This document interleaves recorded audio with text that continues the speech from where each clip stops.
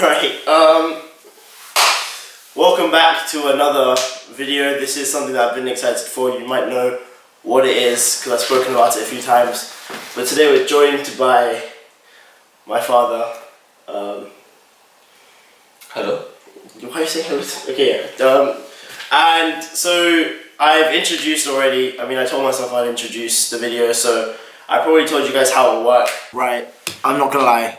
I said I'll film the intro and I forgot to film it, so I'm going to kind of explain what this is. But yeah, so I have a set of questions. I'll put that over here, and what I'm going to be doing is I'm going to be going around to different people who work in different industries and asking them this set of questions, and then I'll give them 15 minutes in total to answer those questions. So for example, if they start the first question at 15 minutes and they end it like say 13 minutes, they have 13 minutes left to answer the rest of the questions.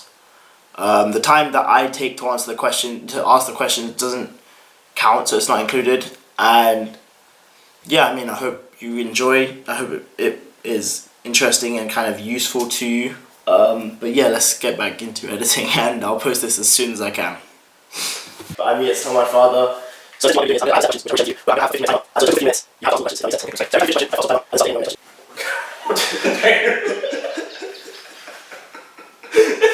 She's trying to get in between them. Right, if you guys can hear like cardboard noises,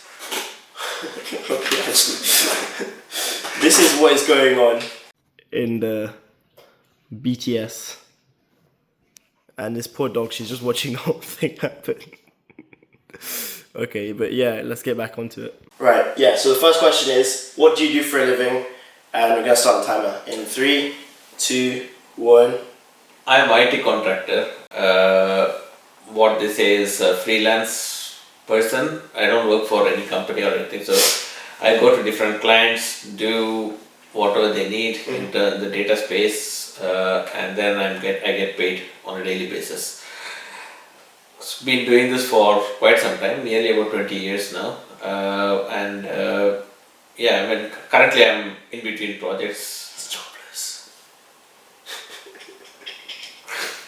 Currently, I'm in between projects and hope to get one going soon. Okay, and that leaves us at 14 minutes and 22 seconds left. Your next question is, why did you choose that path? You can answer in 3, 2, 1. I didn't choose it; it just came. In a sense, it just evolved as I progressed in my career. So I started working in a bank long time ago, and then I moved on to IT, becoming a developer in some company in India, and then I moved on. I came to UK, and then I kind of progressed into where I am at this point in time. So it's not a choice; it's just evolution. Okay, interesting. It's not a choice; it's just evolution. Right. Your next question is, what did you want to do when you were my age? And you can start answering in 3, 2, 1. Yeah.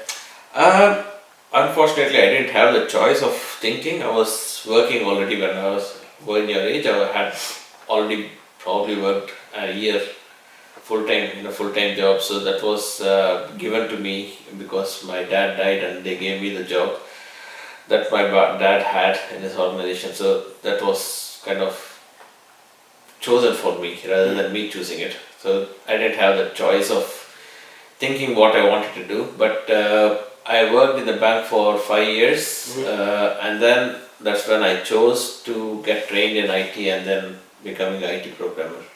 Okay. Right, your next question is 3 things that you enjoy / don't enjoy about your job. So we can do 3 things that you do enjoy and 3 things that you don't enjoy. Alright, 3, 2, 1, yeah. Things I enjoy about my job. I work in the data space, so I'm a data architect stroke business analyst stroke data analyst. So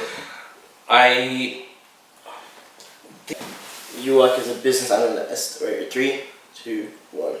So I work as a business analyst, data analyst, or a data architect, depending on what the client wants.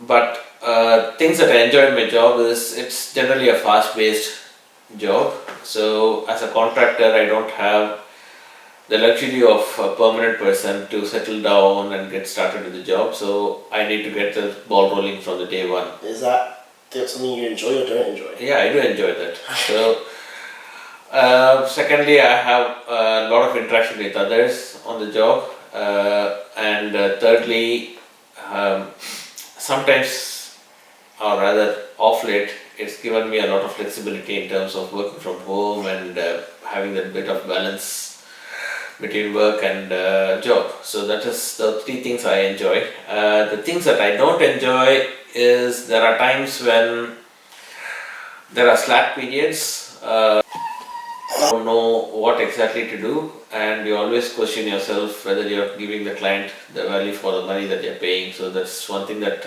I don't enjoy. So that's something that always goes behind my head. And secondly, eventually a contract comes to an end, and I need to look for a new contract, which is exciting. At the same time, bit of uncertainty as to where my next role will be and what it will be and who will the client be and everything else. So that's something that people with permanent jobs don't need to do very often. Third thing I don't enjoy about my job is the continuous upgrade or learning that I need to do. And the industry changes very, very quickly, especially in the IT world. There's so many things that's going on, and it's very difficult to keep focused on certain things, and you lose out on certain opportunities because you kind of didn't upgrade yourself. So that's what I don't like. Okay. The next question is, what does your week look like in terms of free time, etc.? And so we're gonna start that in 3, 2, 1. As I said in my earlier question, one of the things I like is that this role or this job has given me some flexibility. I tend to work from home, rather depending on the type of the client and the contract. Sometimes 3 days, or sometimes 2 days, or sometimes it's fully remote. So, in terms of what was the question again? In terms of like free time, so what does your week look like in terms of free time? So I get a lot of free time because I don't spend time commuting to the office and coming back, so that gives me that little bit of more extra time to relax after my work. And also there are times when I sit in front of the telly and work, so that kind of gives me a little bit more time to relax and work, but not that I don't perform, but just that I do that at times just to distract myself from stress. Okay. The cats have finally settled. You know what? I'm going to show a video. 5 minutes in the conservatory. Yeah, and this is what they look like. But that's good. All right. Next question will be. So, what qualifications do I need to do your job, and how long will it take me to get qualified? And you just do that in 3, 2, 1. The industry has changed. When I started my career in IT, I just did a simple diploma in one of the institutes in India, and I got recruited and I started my career like that. But these days there's so much of competition, and also so much of technology to learn. So you need to choose which field you need to go. There's evolving things like AI, there's data, there is analytics, there's so many things that you can do. So the first thing I would say is to talk to different people, find out how and what they do in IT world, and see what interests you. But in terms of qualification, in my opinion is that you don't need to be graduate to start IT career. You can start without being a graduate, or just get trained or self-train and do something and progress from there. Though your start will be slow, but you would be able to still do it. And once, the most difficult thing you would always have as a fresher is the first job that you need. So there will be people who would expect you to have experience where you don't get one because you don't get employed. To get employed, you need to have experience. So that will always be a catch-22 for you to to get started. But once you are lucky enough to get a job, then it's quite easy to progress In that career. from there. Okay, interesting. Right, they were settled like 2 seconds ago, and now they're. Can you imagine? Imagine your mum doing that to you. That's crazy. Right. Next question will be, how can I be successful in your industry?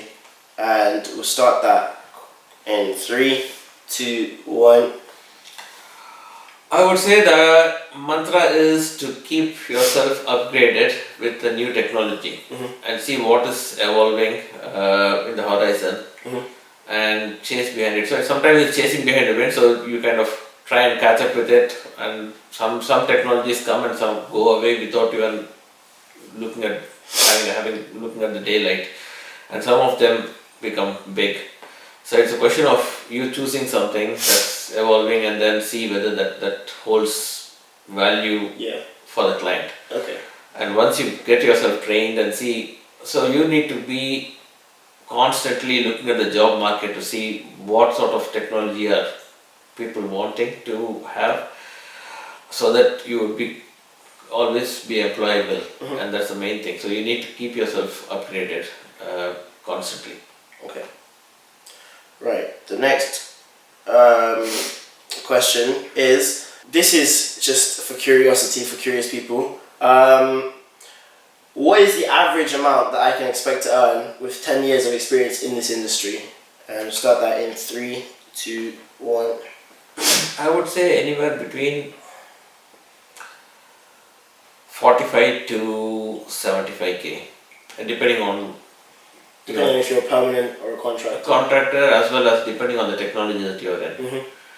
There are so many variables that has a factor in this. Even the industry that you're working in matters. Say for instance, if you are in the investment banking sector, then your pay will be quite high. Yeah. Whereas if you're, say, in some government sector or anything where your pay might be a bit low. So it depends on technology, it depends on the industry, and it depends on where, how, or your level of your level in the organization. But for sure.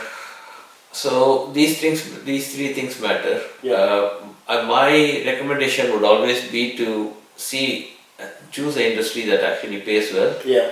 So that when you start, you get a good experience right from the beginning, and you will be relevant in that industry. So the industries that I would try and focus on are insurance, especially the London market, or investment banking, or general banking as well, in the finance sector, and that's about it. I mean, those are kind of 3 areas that pay well, and rest everything follows that. Okay. I'm going to quickly make sure that the camera's actually recording, because I hate for all of this. Oh no. Yeah, we're good. Okay. So the next question that we have is, what advice do you have for someone fresh out of school, just like me, who aren't sure where they want to go? And so we'll start the timer in 3, 2, 1. I would say, somebody who's fresh out of school, it's important that you have varied experience. Okay.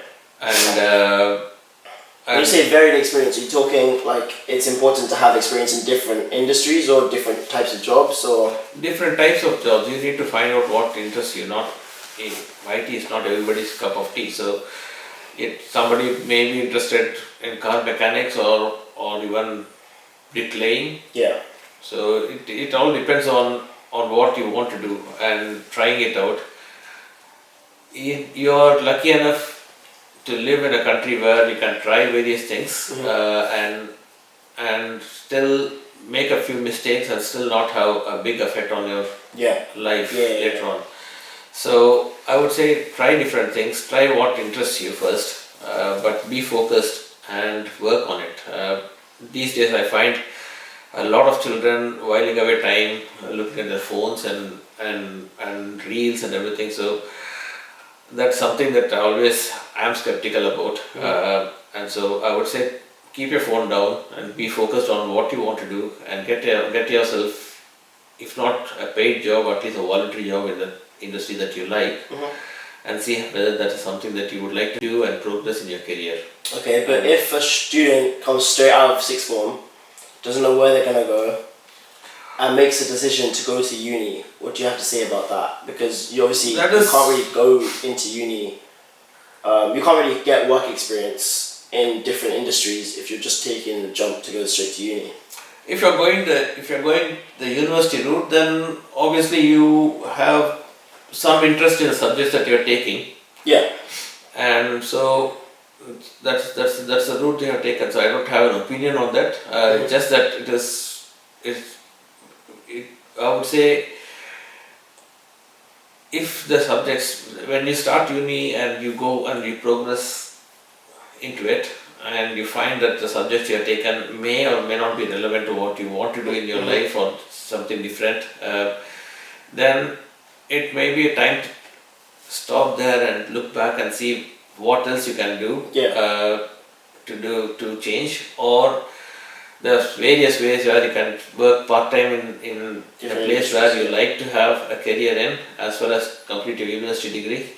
So I would say you have to be very, very enterprising and focused on what you like and trying it out, irrespective of the fact that you are doing a course that you like or not. I would say, if there are various places where you can work part-time, you can do things like in the weekends, or if you know, say for instance, if you know a gas engineer who's willing to help you out, or where you are able to contribute with him, work with him in the weekend for free. So that's something that you can try and do and get yourself qualified as a side qualification along with your university degree. So you have to be very, very enterprising. The problem that you're going to face in the near future is AI and robotics. And so you are not just competing with people, you are competing with machines as well. And that's the reason why you have to be proactive and go ahead of the game. For sure. To make sure that you have a diverse experience and you are in a place where automation is difficult. Okay. Right. This is your last question, and obviously you don't have to tell us your net worth, but you can tell us if you think the work that you put in equates to that in your industry. And so the question is, what is your net worth, and do you think the work that you've put in over the years that you've been working equates to that? Alright, 3, 2, 1. I don't know about my net worth as such. Obviously all the assets that I have is on mortgage and everything, so I don't know exactly my net worth, but I was lucky enough to be in a place that I could buy a house when the market was quite low, but these days it's quite difficult for anybody to buy a house. And so the house has increased in value and has created a lot of equity. So that is my biggest asset that I have in terms of net worth. And second net worth is something that I can't qualify, which is my experience, which I've gained over a period of time, my goodwill in the industry and my experience, which I can't really put a figure to, but everybody will have that over a period of time, but I value that a lot. For sure. And so, got 30 seconds left. I'm just going to ask another question that's just coming into my mind. Would you recommend young people who are fresh out of sixth form, or fresh out of uni, if they take kind of the IT route, would you recommend them to go into your industry at this given point in time, or would you say wait a little bit, see where the market is going, see where the industry is going, and then make a judgment from there? You've got 30 seconds. Ready? 3, 2, 1. Yeah, I mean, I would say you don't wait. Okay. The sooner you get employed, the better it is. For sure. So it doesn't matter what technology you get employed in. It matters what experience you have in the industry that you are in. So you have to get employed as soon as you can.